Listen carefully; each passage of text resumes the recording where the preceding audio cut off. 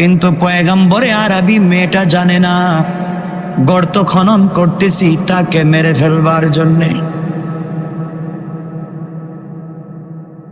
পয়গম্বর মেয়েটা জানতেই পারল না। এক পর্যায়ে গর্ত খনন করা শেষ হয়ে গেল। আমি মেয়েটার হাত পা বাঁধা শুরু করলাম। এবার মেয়েটা বুঝতে পেরেছে আমি তাকে হত্যা করব। আমি একবার ব্যবসার জন্য বিদেশ যাব। এমন সময় আমার স্ত্রী প্রেগনেন্ট ছিলেন, কয়েক মাসের অন্তঃসত্ত্বা ছিলেন। আমি এভাবে রেখে চলে গেলাম। দীর্ঘদিন পরে আমি বাড়িতে আসলাম। আসার পরে স্ত্রীকে জিজ্ঞেস করলাম, তোমার কোনো সন্তান হয়েছিল কিনা? স্ত্রী বলেছে, স্বামীরে একটা মৃত সন্তান হয়েছে, আমি ফেলে দিয়েছি। ঘটনা এখানেই শেষ ইয়া রাসূলুল্লাহ, এখানেই শেষ হয়ে গেল। স্ত্রী বলেছে সন্তান মৃত, ফেলে দিয়েছে, আমি আর কিছু জিজ্ঞাসা করতে চাই না। এভাবে 3-4 বছর চলে গেল, প্রায় 5 বছর চলে গেল। হঠাৎ করে একদিন আমি বাড়িতে এসে দেখি আমার বাড়িতে সুন্দর একটা চাঁদের মতো চেহারা একটা মেয়ের। এত সুন্দর ফুটফুটে চেহারার মেয়ে, 5-6 বছরের মেয়ে। আমি যেন জীবনে এত সুন্দরী মেয়ে দেখি নাই। আল্লাহর পয়গম্বর ঘরে এসে আমি আমার স্ত্রীকে জিজ্ঞেস করলাম, স্ত্রী রে, এই মেয়েটা কার, কোথা থেকে এসেছে? আমি তো বনু তমিম গোত্রের নেতা, লিডার, সর্দার। স্ত্রী আমার পায়ে জড়াইয়া বলছে, স্বামী রে, ওই দিন তোমাকে মিথ্যা বলেছিলাম। আমি তোমাকেই বলেছিলাম সন্তান মৃত হয়েছে, আমি ফেলে দিয়েছি। না না, মিথ্যা বলেছি, আমার একটা মেয়ে সন্তান হয়েছিল। তুমি শুনলে মেরে ফেলবে, হত্যা করে ফেলবে। এই জন্যে তোমাকে বলতে চাই নাই। আমি অনেক দূরে এক আত্মীয়ের বাসায় তাকে রেখে লালন পালন করেছি। এটা তো তোমার মেয়ে, আমার মেয়ে। আল্লাহর পয়গম্বরের যে সুন্দর চেহারার মেয়েটা আব্বা বলে দৌড়ে এসেছে, আমার গলা জড়াইয়া ধরেছে। কিন্তু আমার দিলে তার প্রতি কোনো দরদ আসলো না, কোনো দয়া মায়া তৈরি হলো না। পয়গম্বরে আরবি কয়েকদিন চলে গেল, মাথায় তো আগুন চেপে বসেছে। আমার ঘরে মেয়ে হয়েছে, আমার স্ত্রী বলে নাই আমি হলাম গোত্রের নেতা, আর আমার মেয়ে বড় হবে, আরেকজনের কাছে বিয়ে দিব, আরেক বাড়িতে গিয়ে কাজ করবে। এটা তো আমার মতো নেতার লজ্জার ব্যাপার।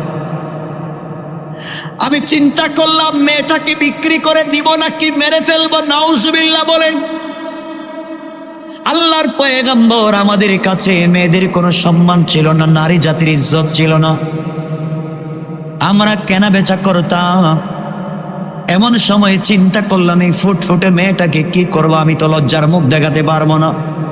মানুষ যখন জানবে নেতার মেয়ে হয়েছে, নেতার মেয়েকে আরেক জায়গায় বিয়ে দিয়েছেন, ওই মেয়েটা স্বামীর বাড়িতে গিয়ে কাজ করে, আমার মেয়ে আরেকজনের স্ত্রী হবে, এটা আমি বরদাস্ত করতে পারলাম না। একদিন আমি আমার স্ত্রীকে বললাম, স্ত্রী যা হয়েছে, মেয়েটা অনেক সুন্দরী, বড় হবে আমাকে আব্বা বলে ডাকবে। এই কথা বলে বললাম তাকে সাজাইয়া দাও, আমি তাকে নিয়ে যাব, এক মেহমান বাড়িতে তাকে নিয়ে যাব। আল্লাহর পয়গম্বর এই কথা বলে আমি আমার এই মেয়েটাকে সুন্দর করে সাজাইয়া নিজের হাতে খাওয়াইয়া মেয়েটাকে হাত ধরায় ধরায় নিয়ে আসতে লাগলাম। রৌদ্রের মধ্যে আমি সামনে হাঁটি, মেয়েটা পিছনে হাঁটে। আল্লাহর পয়গম্বর মেয়েটা পিছন থেকে আব্বা বলে ডাক দেয়, আমার কলিজা ঠান্ডা হয়ে যায়। দিলের ভিতরে একটা বার অনুশোচনা আসলো না, দরদ আসলো না। পয়গম্বরে আরবি যেতে যেতে একটা জঙ্গলে চলে গেলাম। জঙ্গলে যাওয়ার পরে মেয়েটাকে দাঁড় করাইয়া ব্যাগের ভিতর থেকে শাবল জাতীয়, কোদাল জাতীয় একটা বস্তু বাহির করলাম। বের করে আমি গর্ত খনন করা শুরু করলাম। গর্ত যখন খনন করা শুরু করে দিয়েছি, ধুলো বালু এসে আমার দাড়িতে লাগে, শরীরে লাগে। মেয়েটা এসে ডেকে ডেকে তার কাপড়ের আঁচল দিয়ে দাড়ি থেকে আমার মাটিগুলো সরাইয়া দেয়, আমার শরীর থেকে মাটিগুলো সরাইয়া দেয়, আর বলে আব্বা তুমি এত কষ্ট করো কেন, এত কষ্ট করার দরকার নাই। কিন্তু পয়গম্বরে আরবি মেয়েটা জানে না গর্ত খনন করতেছি তাকে মেরে ফেলবার জন্যে। পয়গম্বর মেয়েটা জানতেই পারলো না। এক পর্যায়ে গর্ত খনন করা শেষ হয়ে গেল, আমি মেয়েটার হাত পা বাঁধা শুরু করলাম। এবার মেয়েটা বুঝতে পেরেছে আমি তাকে হত্যা করব। আমার পায়ে ধরে হাতে ধরে কান্না করে বলছে, বাবা আমাকে জীবিত ছেড়ে দাও, তোমার ঘরে আর আসবো না। পৃথিবীতে তোমাকে কোনোদিন আব্বা বলে মানুষের কাছে ছোট করব না, তোমাকে কোনোদিন বাবা বলে মানুষের কাছে ছোট করব না, আমাকে ছেড়ে দাও। পয়গম্বর আরবি আমার ভিতরে একটু অনুশোচনা আসলো না, দিলটা একটু নরম হলো না। এক পর্যায়ে মেয়েটাকে ধরে লাথি দিয়ে আমি গর্তের ভিতরে ফেলে দিলাম। মেয়েটা চিৎকার করে ডেকে বলছে, আব্বা আমাকে আপনি মাইরেন না, দুনিয়ায় কোনোদিন আপনাকে বাবা বলে আমি ছোট করব না, আপনি আমাকে ছেড়ে দেন। পয়গম্বরে আরবি কোনো কথায় কাজ করলো না।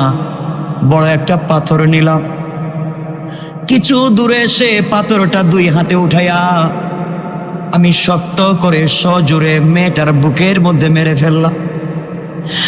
মেয়েটার বুক ভেঙ্গি ফিনকি দিয়া রক্ত বের হয়ে গেল, আর সমান দিয়ে একটা আওয়াজ বের হলো, আব্বা।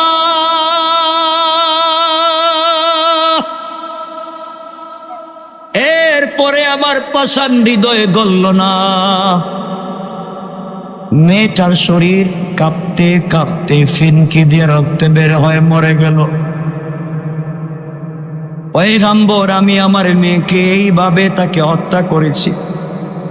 আজকে দীর্ঘদিন হয়েছে, যখনই আমি ঘুমাই মনে হয় মেয়েটা আমাকে আব্বা বলে ডাকে, কিন্তু মেয়ে জাতির সম্মান ছিল না বিদায় আমি কাজ করেছি।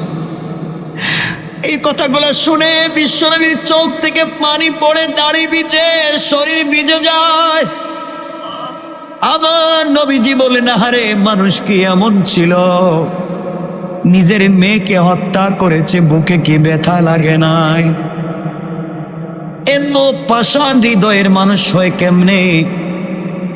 আল্লাহর পয়গম্বর বললেন নারীদের এই অবস্থা ছিল, এই অবস্থা থেকে উঠাইয়া নারীদেরকে রানীর সিংহাসনে বসিয়ে দিয়েছে ইসলাম।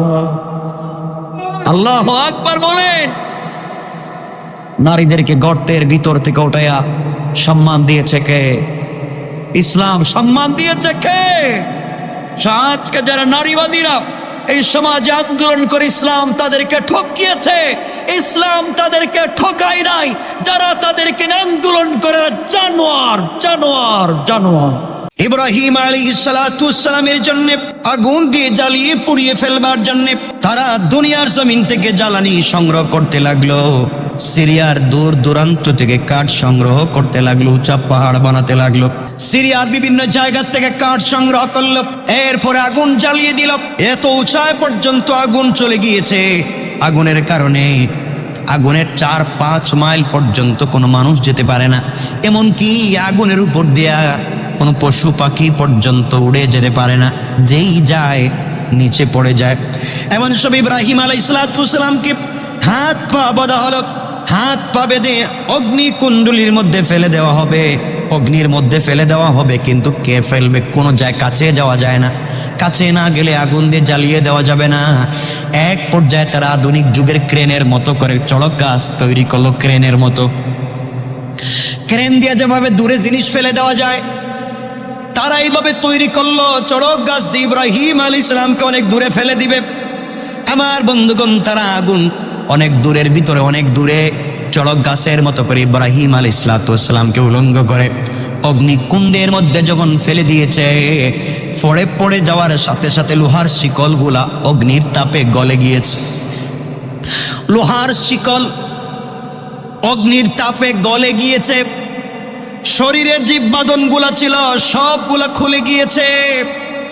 উলঙ্গ করে ইব্রাহিমকে অগ্নির ভিতরে ফেলে দিয়েছে। আল্লাহ তাআলা দেখলেন, আমি এতগুলা পরীক্ষা ইব্রাহিমের কাছ থেকে নিলাম, ইব্রাহিম অগ্নিকুণ্ডের ভিতরে পড়ে যাওয়ার পরে আমি আল্লাহকে ভুলে যায় নাই।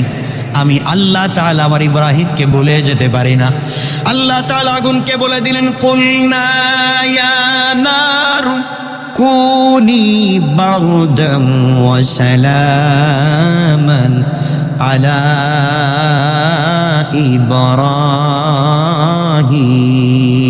ইব্রাহিম। আল্লাহ রাব্বুল ইজ্জত ওয়াল জালাল বলেন, হে আগুন, তুমি শীতল হয়ে যাও এবং নিরাপদ হয়ে যাও। বারদুন, শীতল হয়ে যাও। সালাম, তুমি নিরাপদ হয়ে যাও আমার ইব্রাহিমের জন্য। আল্লাহ তাআলা যদি আলা ইব্রাহিম কথা না বলতেন, শুধু বলতেন কুলনা ইয়া নারু কুনি বারদাম ওয়া সালাম, এই কথা আল্লাহ রাব্বুল ইজ্জত ওয়াল জালাল বলতেন, তাহলে পুরা পৃথিবীর সবগুলো আগুন নিভে যেত, চুলার আগুন পর্যন্ত জ্বলতো না। আল্লাহ তাআলা বললেন আলা ইব্রাহিম, শুধুমাত্র কেবলমাত্র ইব্রাহিমকে যেই জায়গায় ফেলে দেওয়া হয়েছে ওই জায়গার আগুন যেন নিরাপদ হয়ে যায়। আল্লাহ তাআলা বলছেন এমন ঠান্ডা যেন না হয় যেই ঠান্ডা ইব্রাহিমের কষ্ট হয়। আল্লাহ তাআলা বললেন সালামান আলা ইব্রাহিম, ইব্রাহিমের জন্য আগুন যেন এয়ার কন্ডিশন, এয়ার কুলার হয়ে যায়। আল্লাহ তাআলার হুকুম পেয়ে আগুন এয়ার কন্ডিশন হয়ে গেল। আমার বন্ধুগণ, কথাগুলো মনে রাখবেন। ইব্রাহিম আলাইহিস সালাম এখানে থাকলেন। আল্লাহ তাআলা দেখলেন ইব্রাহিম এখানে একা একা কষ্ট পাবে, তার জন্য জান্নাত থেকে অনেক ধরনের রুচিসম্মত সঙ্গী পাঠিয়ে দিলেন, জান্নাতের পোশাক পাঠিয়ে দিলেন, জান্নাতের খাবার তার জন্য পরিবেশন করলেন। একমাত্র আল্লাহর উপরে ভরসা করে, একত্ববাদে বিশ্বাস করে অগ্নিকুণ্ডে ঝাঁপ দিয়ে পড়ে যাওয়ার কারণে আল্লাহ তাআলা ধ্বংস করে দিলেন না, সবকিছু জ্বালিয়ে পুড়িয়ে দিলেন, বাঁচিয়ে দিলেন ইব্রাহিমকে। বুঝাতে চাইলেন দুনিয়ার মানুষরে, আজও যদি তোমরা আমার উপরে বিশ্বাস করো, আমার উপরে ইয়াকিন আর ইতিকাদ রেখে চলো, দুনিয়ার সবাই তোমাদেরকে ধ্বংস করতে চাইবে, আমি আল্লাহ ওয়াদা দিলাম তোমাদেরকে বাঁচায়া দেব। পড়েন সুবহানাল্লাহ। আমার বন্ধুগণ, ইব্রাহিম আলাইহিস সালাম এখানে কয় ঘন্টা ছিলেন কারো জানা আছে? কয়দিন? 40 দিন। যে আগুনের উপর দিয়ে পাখি যায় না, যে আগুনের 4 মাইল আশেপাশে পাবলিক যায় না, জ্বলে যাবে, এই অগ্নির ভিতরে ইব্রাহিম ছিলেন কয়দিন? 40 দিন। 40 দিন এখানে থাকলেন। চিন্তা করেন, আগুনের ভিতরে। আল্লাহ তাআলা তো জ্বালাইলেন না, উল্টা জান্নাত থেকে সঙ্গী দিলেন, খাবার দিলেন, পোশাক দিলেন। সুবহানাল্লাহ। এখান থেকে আমরা একথা বুঝতে চাই যে আমরা বিশ্বাস করব শুধুমাত্রই আল্লাহর উপরে, ইনশাআল্লাহ। 40 দিন পরে সবাই গেল, জলে পড়ে ছাই হয়ে গিয়েছে। তারা চিন্তা করল ইব্রাহিমকে তো আর পাবো না, ইব্রাহিমের হাড্ডি পর্যন্ত পাবো না, সব জ্বলে গিয়েছে। কাছাকাছি সবাই যখন ব্যারিকেড দিয়ে দাঁড়িয়েছে ইব্রাহিমের হাড্ডি খুঁজবার জন্য, হঠাৎ করে দেখা যায় এই জ্বলে পুড়ে ছাই হয়ে যাওয়া বর্ষের ভিতর থেকে ইব্রাহিম আলাইহিস সালাম আগের চাইতে 1000 গুণ সুন্দর হয়ে বের হয়ে আসছে।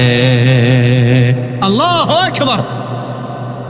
37 নম্বর 37 নম্বর সূরা সফফাতের 99 নম্বর আয়াতে আল্লাহ বলেন, ইব্রাহিম বলছেন وقال إني ذاهب إلى ربي سيهدين।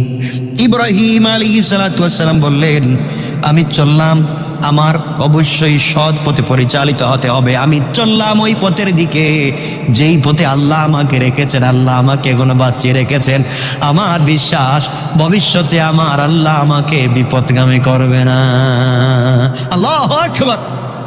বিশ্বাস জন্ম গেল আল্লাহর প্রতি হযরত ইব্রাহিম আলাইহিস সালাতু ওয়াস সালামের। কত লম্বা হচ্ছে।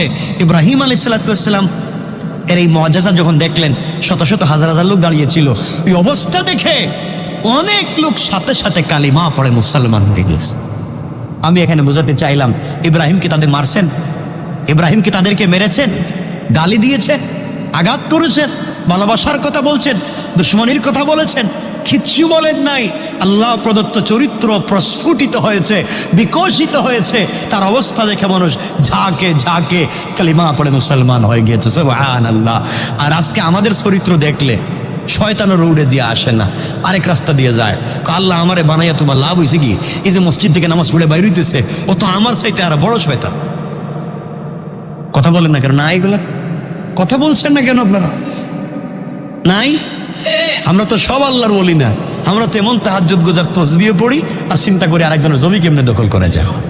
তসবিহ পড়ি, তাহাজ্জুদও পড়ি, চিন্তা করে আরেকজনের দোকান কেমনে দখল করা যায়, আরেকজনকে কেমনে ঠকানো যায়, আরেকজনকে কেমনে ক্ষতি করা যায়, তার মেয়ের বিয়ে কেমনে বন্ধ করা যায়, ওর ছেলের কেমনে বেইজ্জত করা যায়, ওর রাস্তা কেমনে বন্ধ করে দেওয়া যায়, ওর চরিত্র কেমনে নষ্ট করে দেওয়া যায়, এই চিন্তা আমাদের নাই। আসেনি আপনাদের? থাকবে কেন? আল্লাহ আমাদেরকে হেফাজত করুন। সকলে বললেন না, জুড়ে বলেন না আমিন। ইব্রাহিম আলাইহিস সালাম যেই দিন অগ্নিকুণ্ড থেকে বের হলেন, ওই দিন ছিল 10 মুহররম। আল্লাহ তাআলা বুঝাতে চাইলেন, এই ভাঙ্গা গোড়ার দিনে ইব্রাহিমকে দুর্যোগ থেকে আমি যেভাবে বাঁচিয়ে দিয়েছি, একমাত্র আমার উপরে বিশ্বাস রাখবার কারণে। ও দুনিয়াবাসী, তোমরাও যদি এইভাবে আমি আল্লাহর উপরে বিশ্বাস রাখতে পারো, আমি আল্লাহকে আল্লাহ বলে মেনে নিতে পারো, দুনিয়ায় যত দুর্যোগ আসুক, তোমার বিরুদ্ধে যত অন্যায় অনাচার হোক, তুমি আমার উপরে ইস্তেকামত রাখো, এতেকাদ রাখো, বিশ্বাস রাখো, আমিও তোমাকে এইভাবে হযরত ইব্রাহিমের মতো বাঁচিয়ে দুর্জয় বানিয়ে দিব। আল্লাহু আকবার বলেন। পারবেন ইনশাআল্লাহ। আল্লাহ চাইলেন ইব্রাহিমকে এত পরীক্ষা করলাম, আগুন দিয়ে জ্বালাইয়া স্বর্ণ খাঁটি করলাম, তাইলে একটা ইব্রাহিম থেকে এবার আমার রসুলে পাককে জন্ম দিব। আল্লাহ সিদ্ধান্ত নিলেন, ইব্রাহিম থেকে ইসমাইল দিবেন, ইসমাইল থেকে রসুলে পাককে দিবেন। সুবহানাল্লাহ বলেন না সুবহানাল্লাহ। এতক্ষণে আমরা জানতে পারলাম, হযরতে ইব্রাহিম আলাইহিস সালামকে যেই দিন আগুন থেকে হেফাজত করলেন, ওই দিন, তো এই দিনের অনেক দাম আছে না? ইব্রাহিমকে বাঁচাইয়ে দিয়েছেন, আমাদেরকে দিবেন না? এজন্য আপনারা ভেঙ্গে পড়েন কেন? আপনারা হতাশ হয়ে যান কেন? হতাশ হবেন না, ভেঙ্গে পড়ে যাবেন না। কষ্ট পেতে পেতে দেখবেন, কি বলতাম, পাবলিক আপনাকে অনেক কষ্ট দিবে।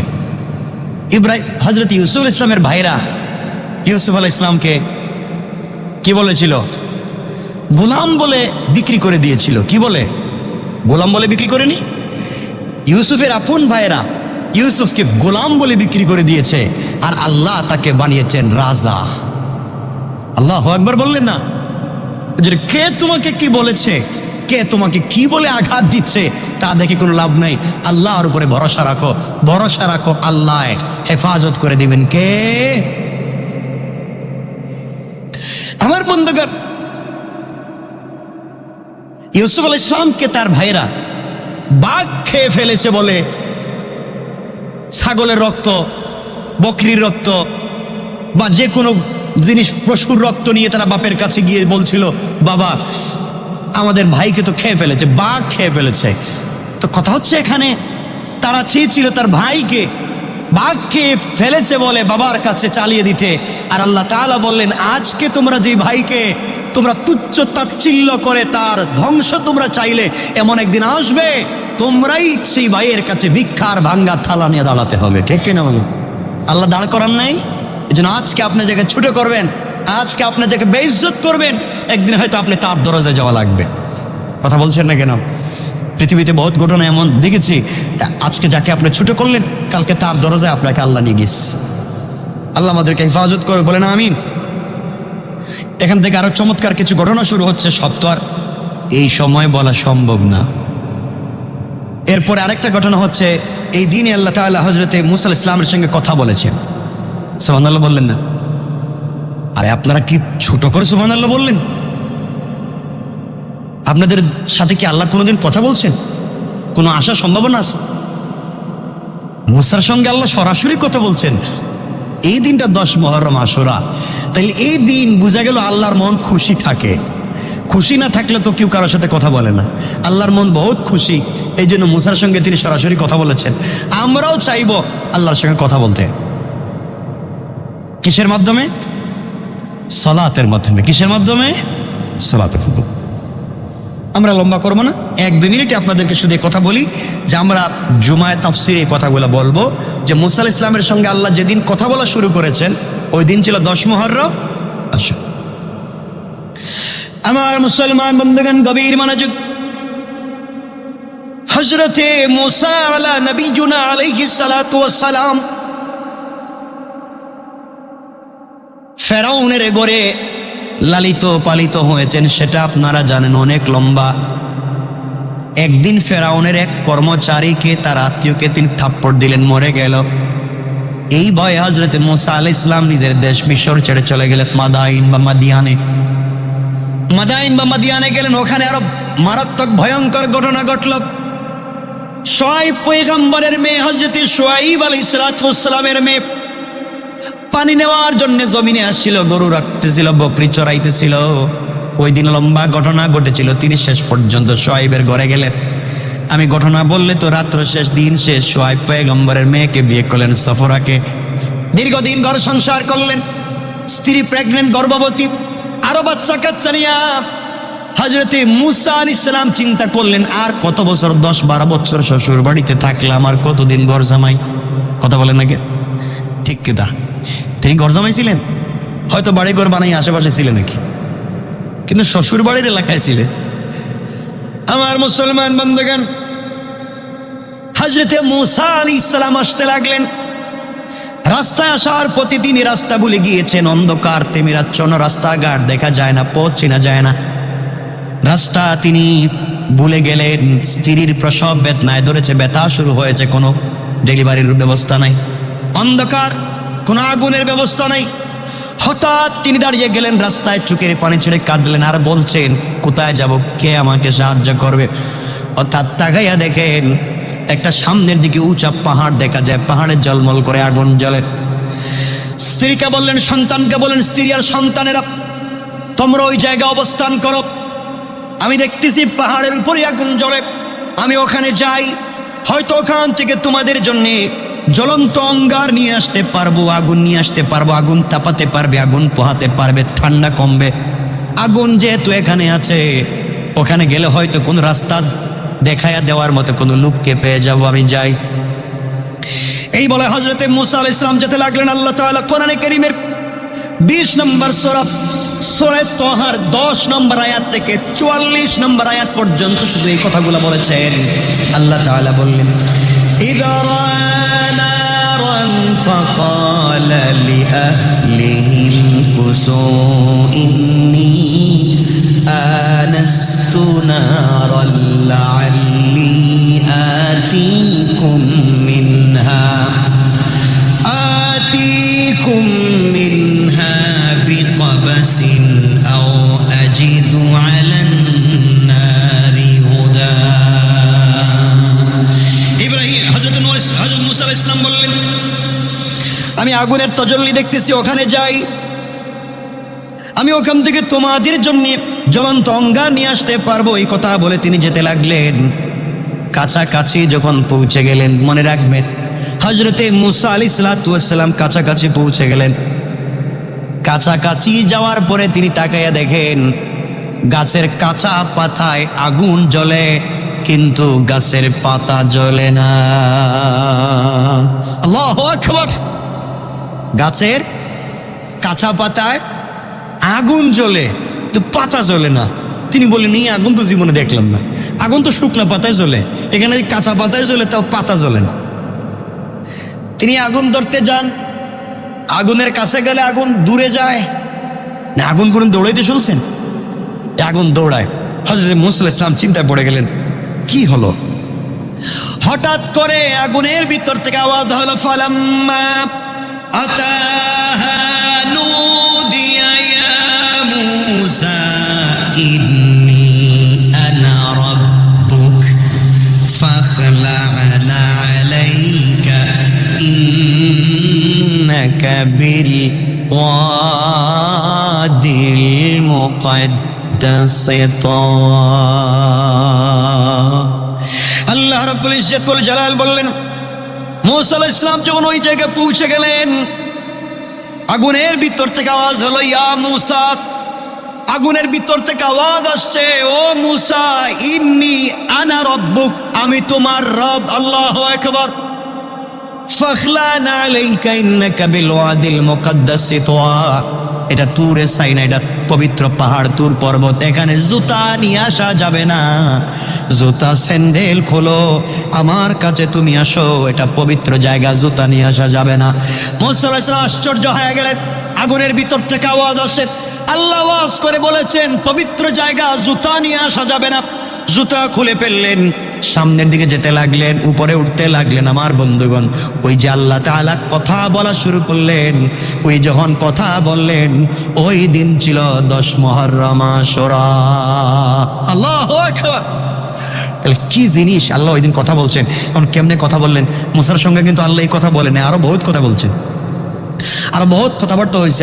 আল্লাহ মুসাকে এক কথা জিজ্ঞাসা করলে মুসা 3 কথা কয়, বুঝেননি? আল্লাহ বলেন এটা, মুসা কয় 3টা। তো এগুলো লম্বা কথা, অনেক লম্বা। কেন বলে? কারণ যার সাথে যার প্রেম, তার সাথে বেশি কথা বলতে ভালো লাগে, ঠিক কিনা? এইটা ভালো বুঝেন আপনারা, এটা বুঝার যোগ্যতা অভিজ্ঞতা আছে সবারই, এইটা ভালো বুঝেন। প্রেম সম্পর্ক ভালোবাসা হবে আল্লাহর সাথে। এই জন্যে আপনারা দেখি নামাজে দাঁড়িয়ে দাঁড়িয়ে, রাকাতে, নামাজে সালাতে আপনারা বেশি সময় দাঁড়িয়ে থাকতে পছন্দ করেন, লম্বা তেলাওয়াত শুনতে পছন্দ করেন, কিন্তু আপনারা বেশি সময় রুকু এবং সেজদায় থাকতে পছন্দ করেন না। নামাজের মৌলিক অর্থ হচ্ছে আল্লাহর সামনে বান্দা অবিরত মস্তককে অবনত করবে, সে বেশি সময় আল্লাহর সামনে মাথা নিচু করে থাকবে। এটাই হচ্ছে বান্দা আর মুনিবের ব্যাপার। মুনিবের সামনে গোলাম মাথা নিচু করে দাঁড়ায়, অবনত মস্তকে দাঁড়ায়, পায়ের কাছে মাথাটা রেখে দেয়। সুতরাং নামাজের মৌলিক চাহিদা হচ্ছে বান্দা বেশি সময় রুকু এবং সেজদায় কাটাইয়া দিবে। কথা বুঝছেন? কথা বুঝতে পেরেছেন? তখন আল্লাহর সঙ্গে কথা বলা যায়, আল্লাহর সঙ্গে কথা বলা যায়, কারণ ওখানে আর কোনো কথা নাই। নামাজে তো আমরা বিভিন্ন আয়াত তিলাওয়াত করতে পারি দাঁড়িয়ে দাঁড়িয়ে, কিন্তু রুকু এবং সেজদায় শুধু সুবহান রাব্বিয়াল আলা, সুবহান রাব্বিয়াল আযীম, এই কথাগুলোই বলছি, আল্লাহর বড়ত্বের কথা বলছি। আর মন যা চায়, আপনি যদি নামাজ নফল হয়, মন যা চায় মনের মাধুরী মিশিয়ে আপনি আল্লাহর কাছে সুন্দর করে কথা বলে দোয়া করতে পারেন। কোথায় আমরা দোয়া করি? কোথায়? সালাম ফিরিয়ে, সালাম আলাইকুম রহমতুল্লাহ, সালাম আলাইকুম রহমতুল্লাহ, আল্লাহ এটা দো, এটা দো। আল্লাহ কি তারে, নামাজ তো শেষ হয়ে গেছে, এতক্ষণ তো আমার ঘরে ছিলে, আমার কাছে ছিলে, এতক্ষণ বললে না, এখন সালাম ফিরিয়ে দেখি এটা দো, এটা দো, এতক্ষণ তো ছিলে আমার কাছে। কথা বুঝেননি? আপনার কষ্ট পাচ্ছেন আমার কথায়? আপনি প্রাইম মিনিস্টার অফিস পর্যন্ত গেলেন, গণভবন পর্যন্ত গেলেন, প্রধানমন্ত্রী আপনাকে জিজ্ঞেস করছো বাই নেম, তোমাকে আমি চিনি, তুমি আমার কাছে এসেছ, কোনো কাগজপত্র লাগবে না, বলো তুমি কি চাও? আপনি বহুত ভালো লোক। তুমি কি চাও? আপনার মতো লোক আর হইতে পারে না। আবার জিজ্ঞেস করছো তুমি কি চাও? আপনার মতো মহান ব্যক্তিত্ব বেঁচে থাকুক। ঠিক আছে, আপনি যান। বাইর করে দিস গেইটে আসা, কয় মাননীয় প্রধানমন্ত্রী, আমার তো রোড লাগবে, রাস্তা লাগবে, কালভার্ট লাগবে। এতক্ষণ তো আমার ঘরেই ছিল, এতক্ষণ তো ঘরে ছিলে, বললে না কেন? বাইরে গিয়ে কেন বলো? আল্লাহর কাছে যখন সেজদায় ছিলাম, আল্লাহর কাছে বলছে সুবহান রাব্বিয়াল আলা, আল্লাহ বড়। আল্লাহ বলছে আমি জানি বড়। সাব্বাহতানি, তুমি বলেছো আমি বড়, পবিত্রতা বলেছো, আমি অবশ্যই পবিত্র। আলা আলাইতুকা, একমাত্র আমি বড় তুমি বলেছো, বলো বান্দা আমি পবিত্র, আমি বড়, তুমি কি চাও? সুবহানাল্লাহ বললেন না? তখন তো আমি আর আপনি কিছু চাইতে পারি না, চাইবো তো ইনশাল্লাহ। বলেন না ইনশাল্লাহ? কি চাইবেন? আল্লাহ আমার ছেলেরে আমেরিকা পাঠাও, সুইডেনে 2টা বাড়ি বানাইয়া দিও, ঠিক আছে না? সদরঘাটে ব্যবসাটা বাড়াইয়া দিও। সব চান, একটু বেশি করে আল্লাহকে পাওয়ার কথা বলেন, আল্লাহ আমার কিছু দরকার নাই, তোমারই আমার দরকার।